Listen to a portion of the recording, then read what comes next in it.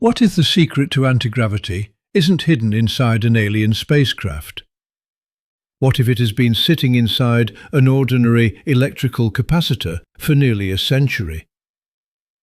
In 1929, a young American inventor named Thomas Townsend Brown published an article with an astonishing title: How I Control Gravitation. Brown had been experimenting with capacitors, two conducting plates separated by an insulating material called a dielectric. But when he charged his devices with extremely high voltage, something unexpected happened. The entire apparatus appeared to move toward its positively charged side. Brown believed electricity was somehow interacting with gravity. He called his invention a gravitator. His early devices were not weightless aluminium toys. According to Brown's account, some used metal masses weighing approximately 44 pounds each, separated by thick dielectric material. As the voltage climbed toward 150,000 volts, the apparatus reportedly began producing a noticeable directional force. At still higher voltages, the effect became stronger. But there was another mystery. When Brown switched on the current, the device moved almost immediately. Then, even though the voltage remained applied, it slowly returned toward its original position. The force seemed to appear most strongly during the sudden change in electrical current, not simply because the device remained charged. And Brown was not the only person to observe something like this. Decades later, German inventor Rudolf Zinsser immersed metal plates in water and struck them with electrical pulses, lasting only a few billionths of a second. Zinsser reported a mechanical force that continued even after the pulse generator had been switched off. He called it a kinetobaric impulse. Two inventors, separated by decades, were apparently seeing a similar pattern. A dielectric material, conductive plates, a rapid electrical pulse, and a force that seemed to linger after the pulse ended. Then came physicist Oleg Jefimenko. Jefimenko argued that a rapidly changing electrical current creates what he called an electrokinetic field. The critical factor was not merely how much current flowed, but how quickly that current changed. In mathematical terms, the important quantity was dI over dt, the rate of change of current over time. The steeper the electrical pulse, the greater the predicted impulse. It offered a possible explanation for why Brown's device jumped when power was first applied, and why Zinsser relied on extremely short pulses. Inside the capacitor, the electric field polarizes the dielectric. Its electrons shift slightly in one direction, while the atomic structure responds in the other. According to the paper's proposed interpretation, a rapidly changing current could pull on those bound charges, and the surrounding material would be carried with them. In principle, the capacitor would not merely store energy, it could produce motion. Other experiments appeared to circle the same possibility. Physicist Erwin Saxel suspended a massive electrically charged pendulum and reported small changes in its oscillation period.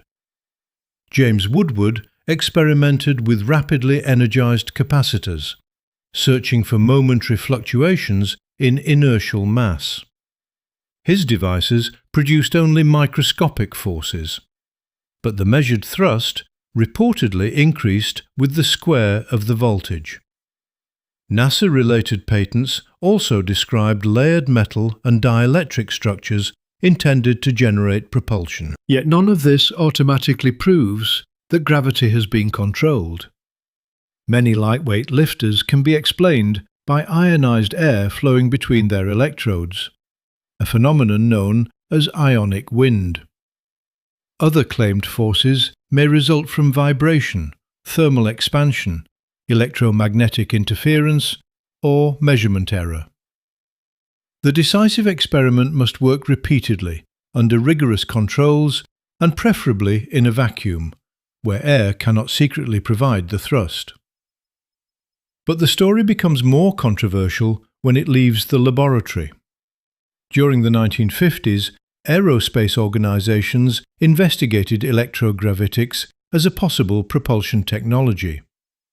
Interest was fueled by Brown's demonstrations and by the possibility of aircraft that could move without conventional propellers or jet exhaust. The 2015 paper goes further, suggesting that high-voltage systems may have influenced later classified aerospace designs. It discusses disputed claims that the B-2 bomber electrically charges its leading edge and exhaust stream, potentially reducing drag or creating additional thrust. It also recounts the story of the so-called Fluxliner, an alleged disc-shaped advanced research vehicle reportedly displayed at Norton Air Force Base in 1988. According to aerospace illustrator Mark McCandlish, the craft contained concentric capacitor sections and a rotating distributor that fired powerful electrical pulses through them. That account remains unverified. No publicly available physical craft or conclusive documentation has established that the demonstration occurred as described. Still, its proposed engineering bears a striking resemblance to the earlier experiments. Layered conductors, dielectric materials, asymmetrical geometry, and precisely timed high-voltage pulses. Perhaps that similarity represents a genuine technological lineage. Perhaps it is simply different inventors pursuing the same seductive idea. Or perhaps electrogravitics has always existed in the uncertain territory between incomplete physics and human imagination. Brown believed he had discovered a bridge between electricity and gravity. Jefimenko showed that rapidly changing currents can produce real electromagnetic forces. Woodward continues to investigate whether inertia itself can briefly fluctuate. But the central question remains unanswered. Can a machine generate useful thrust without pushing air, ejecting propellant, or transferring momentum to an obvious external object?